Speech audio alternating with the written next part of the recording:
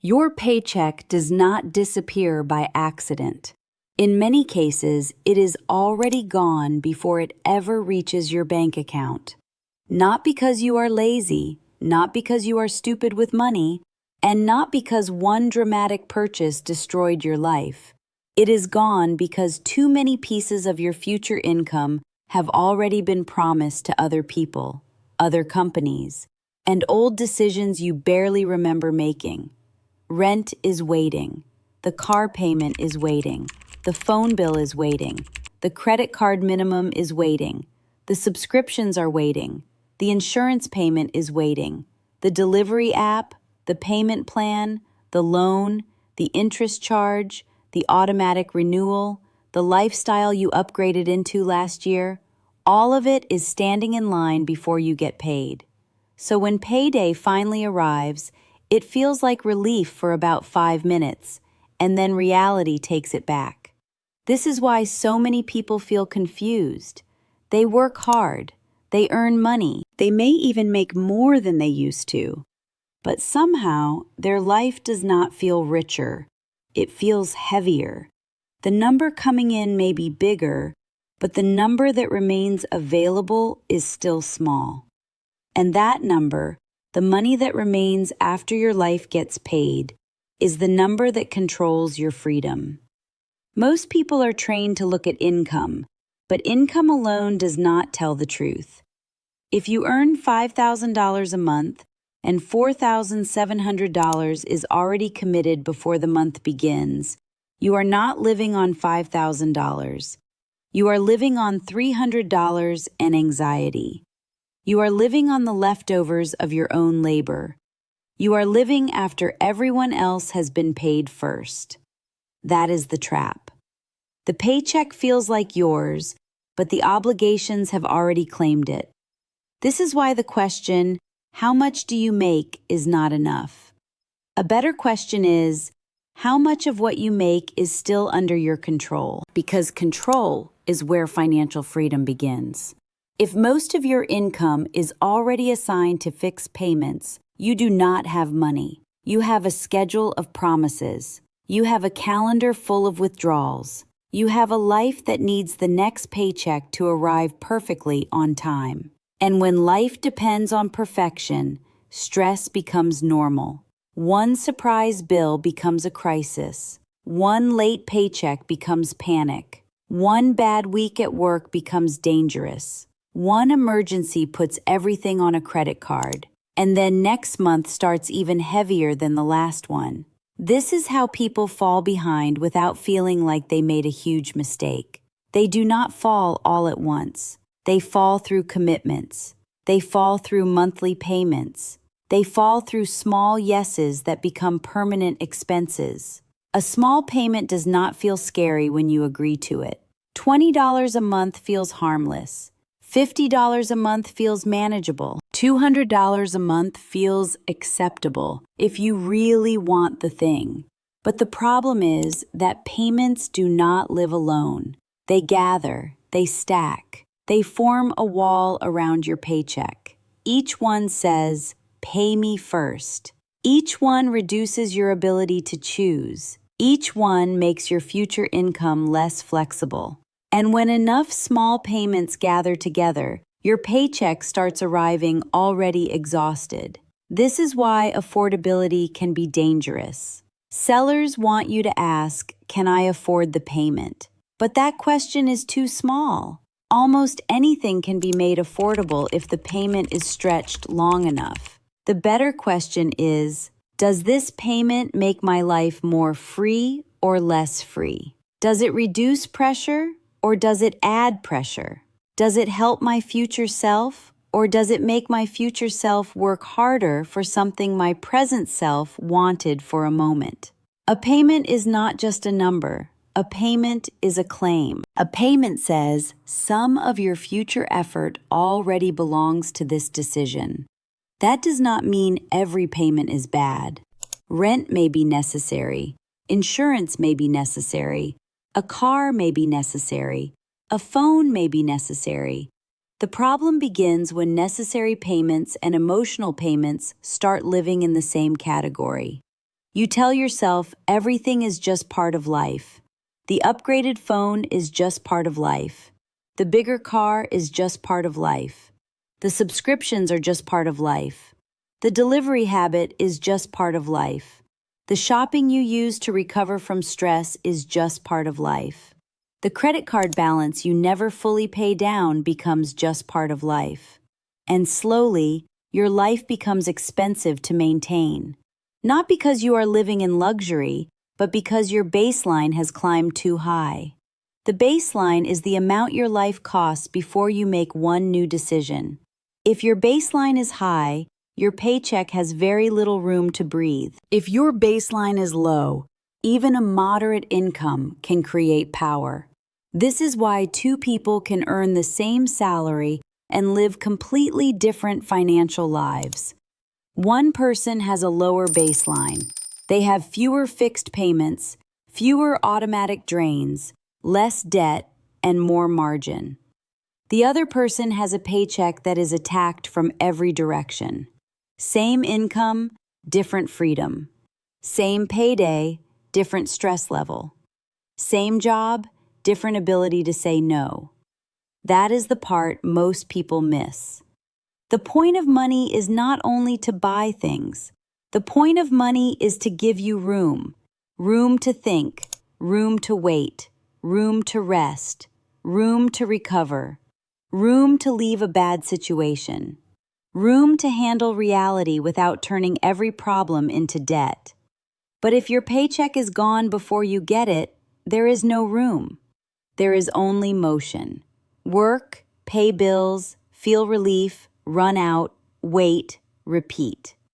That cycle can last for years if you never interrupt it. And the hardest part is that the cycle can look normal from the outside. You may look like you are doing fine. You may have a decent apartment, a decent phone, decent clothes, a decent car, and regular takeout. Nothing looks extreme, but inside there is pressure. You know one unexpected expense could break the month. You know you are tired of waiting for payday. You know every raise somehow disappears. You know you are earning money but not building anything. This is the difference between income and ownership. Income enters your life. Ownership means some of it stays. If money only passes through you, you are not building financial power. You are acting as a transfer system. Money comes from your employer, then flows to your landlord, your lender, your credit card company, your subscriptions, your phone provider, your car loan, your habits, your impulses, and your old decisions. You worked for it, but you never commanded it. That is why the first step is not to earn more. The first step is to keep more of what you already earn. More income helps only if your system can hold it. If your system leaks, a bigger paycheck just creates bigger leaks. This is why some people get raises and still feel broke. The raise does not build freedom because lifestyle absorbs it instantly. A bigger apartment, a nicer car, more meals out, more convenience, better vacations, more payments, more proof that life is improving. But if the gap between income and expenses does not grow, the raise did not make you free. It only made your lifestyle more expensive. The real goal is not to look richer. The real goal is to make your life harder to break. That means lowering the number of claims against your paycheck. It means reducing fixed costs where possible. It means refusing new payments unless they truly improve your life. It means treating every recurring expense as a serious decision, because recurring expenses are not small. They are permanent until removed. A subscription you ignore is not just $10. It is a tiny employee that works against you every month. A car payment is not just transportation. It is a monthly claim on your future options. Credit card interest is not just a fee. It is yesterday charging rent on today. The more of these claims you accept, the less of your income belongs to you. So how do you take your paycheck back? You start by making the invisible visible. Write down every fixed payment, not just the big ones, every single one. Rent, car, insurance, phone, internet, streaming, apps, storage, memberships, minimum debt payments, buy now, pay later plans. Anything that automatically expects your money. Then add them together. That number is your financial floor. It is the amount you must pay before freedom even begins. Most people never calculate this number because they are afraid of it. But avoiding the number gives it power.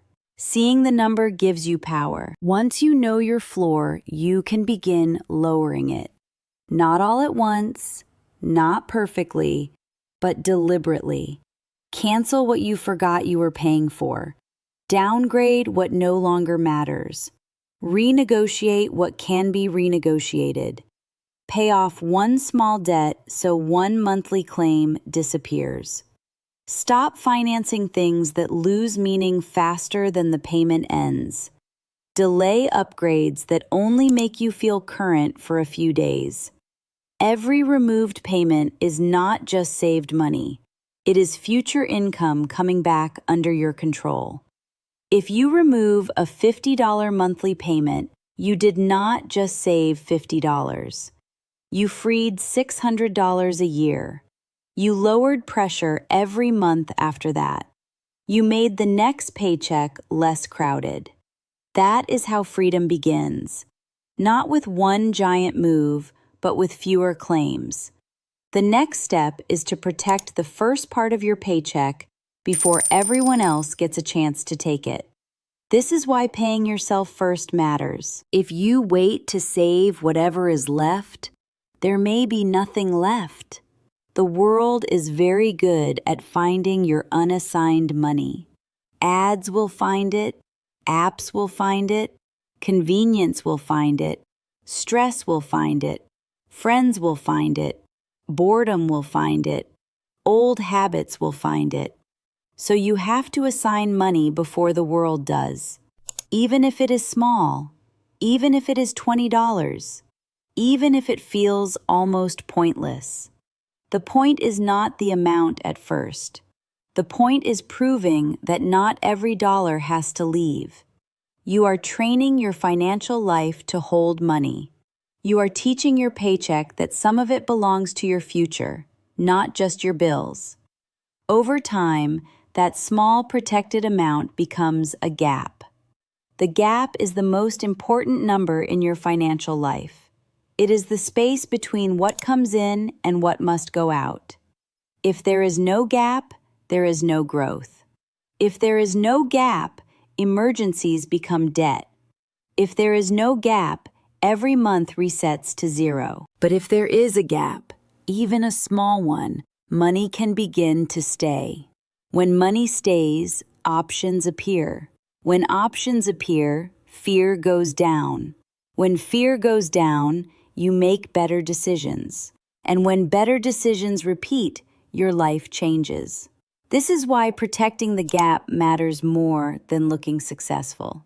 A person with a nice car and no gap is fragile. A person with an older car and a growing gap is becoming powerful. A person with every subscription and no savings is entertained but exposed.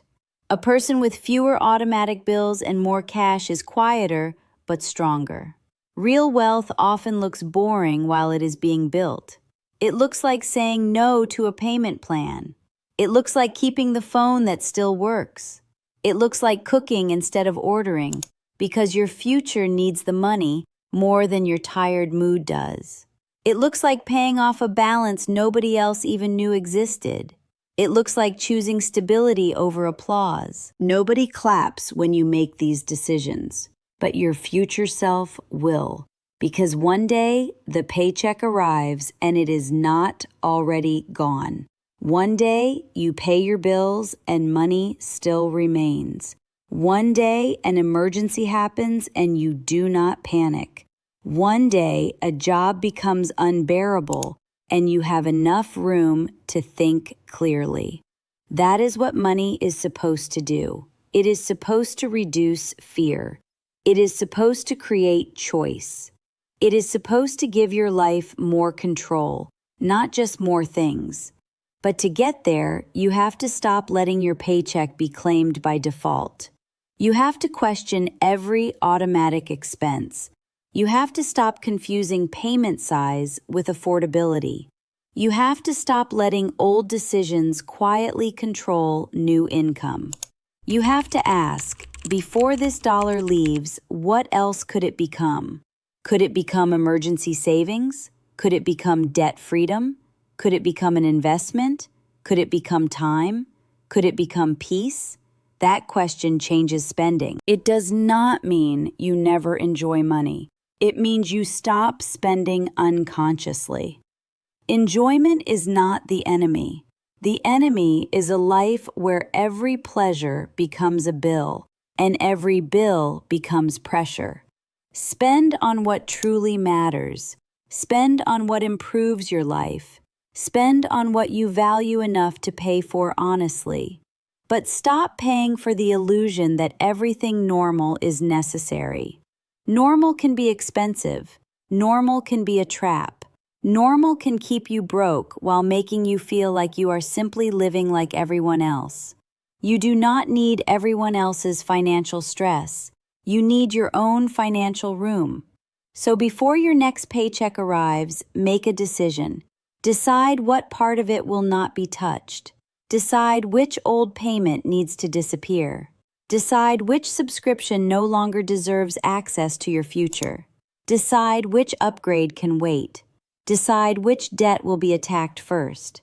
Decide that your paycheck will no longer arrive as a visitor that leaves immediately. Make some of it stay. Because the money that stays becomes strength. The money that stays becomes options. The money that stays becomes the version of you who is not desperate every month. Your paycheck should not be gone before you get it. It should arrive with a job, a purpose, and a plan. Some of it can pay for today. Some of it must protect tomorrow. Some of it should buy joy. Some of it should buy freedom. But if all of it is claimed before you touch it, then your income is serving everyone except you. Take it back slowly. Take it back deliberately. Take it back one payment, one habit, one automatic charge, one protected dollar at a time. Because financial freedom does not begin when you make a fortune. It begins when your paycheck finally stops disappearing and starts obeying you.